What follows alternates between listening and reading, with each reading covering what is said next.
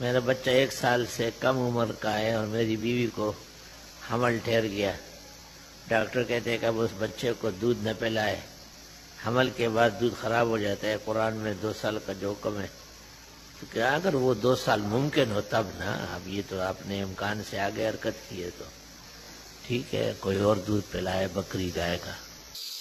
مسواک وضو کے ساتھ کرنا کافی یارنامہ نہیں، وضو کے ساتھ نماز کے ساتھ حنفیہ کے یہاں مکروہ ہے.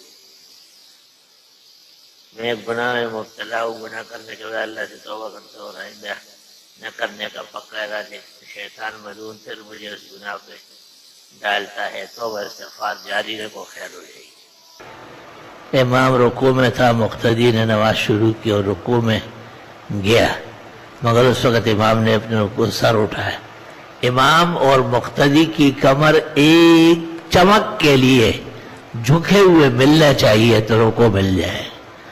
اگر ایک چمک کے لیے بھی امام کی کمر یعنی رکوع اور مقتدی کی کمر یعنی رکوع ملا نہیں تو مقتدی کی رکعت نکل گئے. کام نہیں ہے، دعا کر اللہ اچھے کام نصیب کرے، رزق کے اسباب اور خزانے متوجہ فرمائے.